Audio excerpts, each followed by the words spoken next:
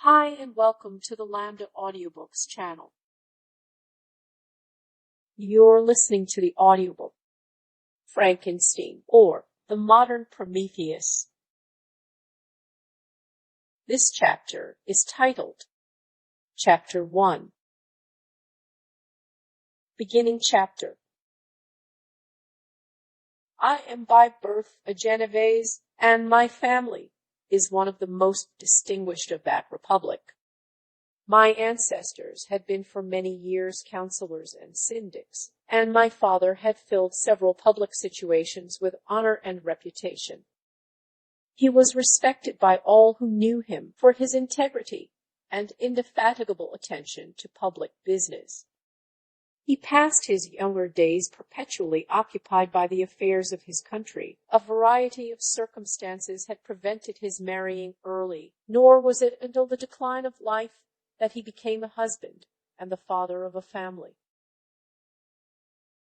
As the circumstances of his marriage illustrate his character, I cannot refrain from relating them. One of his most intimate friends was a merchant who, from a flourishing state, fell, through numerous misdeeds, into poverty. This man, whose name was Beaufort, was of a proud and unbending disposition, and could not bear to live in poverty and oblivion in the same country, where he had formerly been distinguished for his rank and magnificence. Having paid his debts, therefore, in the most honorable manner, he retreated with his daughter to the town of Lucerne, where he lived unknown and in wretchedness. My father loved Beaufort with the truest friendship, and was deeply grieved by his retreat in these unfortunate circumstances. He bitterly deplored the false pride which led his friend to a conduct so little worthy of the affection that united them.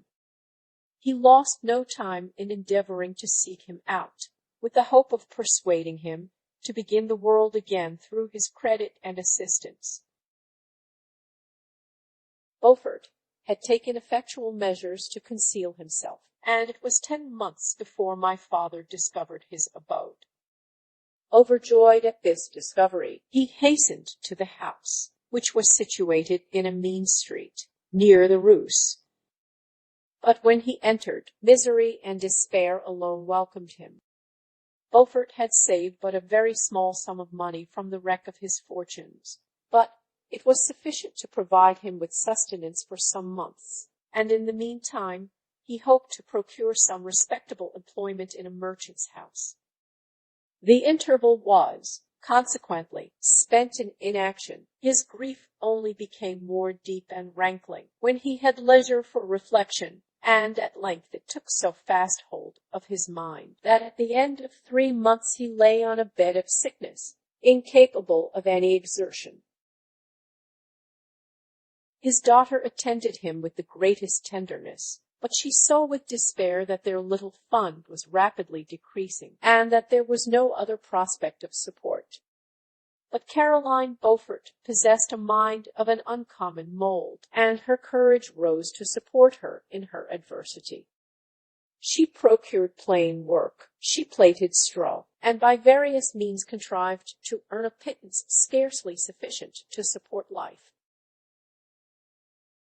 Several months passed in this manner.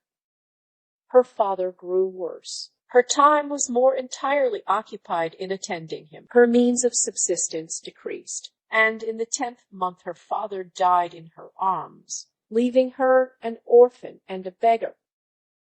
This last blow overcame her, and she knelt by Beaufort's coffin, weeping bitterly, when my father entered the chamber. He came like a protecting spirit to the poor girl, who committed herself to his care, and after the interment of his friend, he conducted her to Geneva and placed her under the protection of a relation. 2 years after this event, Caroline became his wife. There was a considerable difference between the ages of my parents, but this circumstance seemed to unite them only closer in bonds of devoted affection. There was a sense of justice in my father's upright mind, which rendered it necessary that he should approve highly to love strongly. Perhaps during former years he had suffered from the late discovered unworthiness of one beloved, and so was disposed to set a greater value on tried worth. There was a show of gratitude and worship in his attachment to my mother, differing wholly from the doting fondness of age, for it was inspired by reverence for her virtues, and a desire to be the means of, in some degree, recompensing her for the sorrows she had endured, but which gave inexpressible grace to his behavior to her. Everything was made to yield to her wishes and her convenience. He strove to shelter her, as a fair exotic is sheltered by the gardener from every rougher wind, and to surround her with all that could tend to excite pleasurable emotion in her soft and benevolent mind. Her health, and even the tranquillity of her hitherto constant spirit, had been shaken by what she had gone through. During the 2 years that had elapsed previous to their marriage, my father had gradually relinquished all his public functions, and immediately after their union they sought the pleasant climate of Italy and the change of scene and interest attendant on a tour through that land of wonders, as a restorative for her weakened frame. From Italy they visited Germany and France.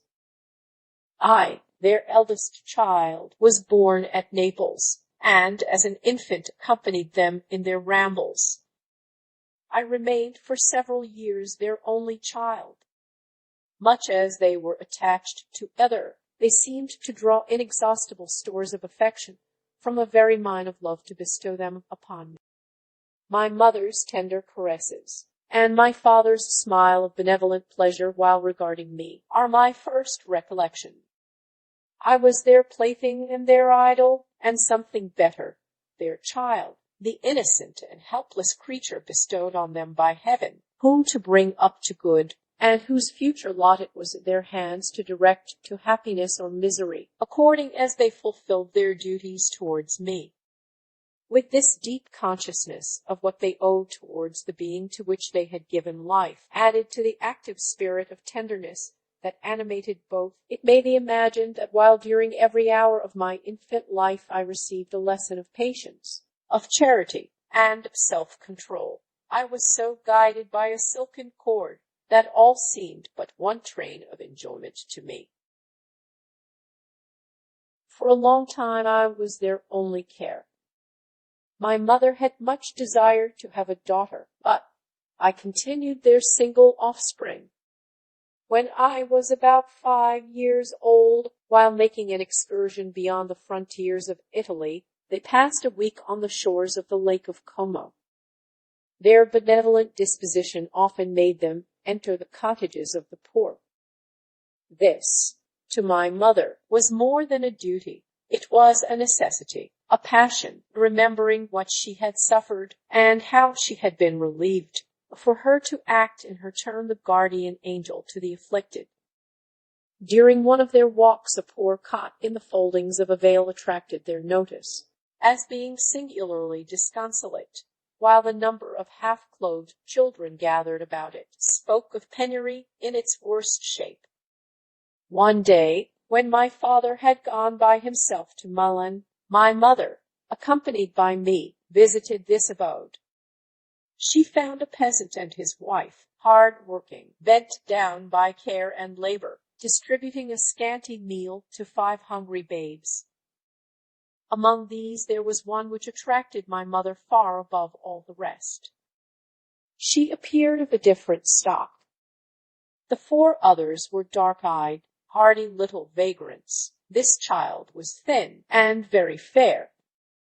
Her hair was the brightest living gold, and, despite the poverty of her clothing, seemed to set a crown of distinction on her head. Her brow was clear and ample, her blue eyes cloudless, and her lips and the molding of her face so expressive of sensibility and sweetness that none could behold her without looking on her as of a distinct species, a being heaven-sent, and bearing a celestial stamp in all her features. The peasant woman, perceiving that my mother fixed eyes of wonder and admiration on this lovely girl, eagerly communicated her history. She was not her child, but the daughter of a Milanese nobleman. Her mother was a German, and had died on giving her birth. The infant had been placed with these good people to nurse. They were better off then. They had not been long married, and their eldest child was but just born. The father of their charge was one of those Italians nursed in the memory of the antique glory of Italy, one among the schiavi of Fremente, who exerted himself to obtain the liberty of his country. He became the victim of its weakness. Whether he had died, or still lingered in the dungeons of Austria, was not known. His property was confiscated. His child became an orphan and a beggar. She continued with her foster parents, and bloomed in their rude abode, fairer than a garden rose among dark-leaved brambles. When my father returned from Milan, he found playing with me in the hall of our villa a child fairer than pictured cherub, a creature who seemed to shed radiance from her looks, and whose form and motions were lighter than the chamois of the hills. The apparition was soon explained. With his permission, my mother prevailed on her rustic guardians to yield their charge to her. They were fond of the sweet orphan. Her presence had seemed a blessing to them, but it would be unfair to her to keep her in poverty and want when Providence afforded her such powerful protection. They consulted their village priest, and the result was that Elizabeth Lavenza became the inmate of my parents' house, my more than sister, the beautiful and adored companion of all my occupations and my pleasures. Everyone loved Elizabeth. The passionate and almost reverential attachment with which all regarded her became, while I shared it, my pride and my delight. On the evening previous to her being brought to my home, my mother had said playfully, "I have a pretty present for my Victor. Tomorrow he shall have it." And when, on the morrow, she presented Elizabeth to me as her promised gift, I, with childish seriousness, interpreted her words literally, and looked upon Elizabeth as mine to protect, love, and cherish. All praises bestowed on her I received as maid to a possession of my own. We called each other familiarly by the name of cousin. No word, no expression could body forth the kind of relation in which she stood to me, my more than sister, since till death she was to be mine only. End of chapter. Thank you for listening. If you enjoyed this video, please hit the like button. If you are interested in hearing more audiobooks, subscribe and turn on the notifications to get fresh daily audiobook chapters from Lambda Audiobooks. Until next time.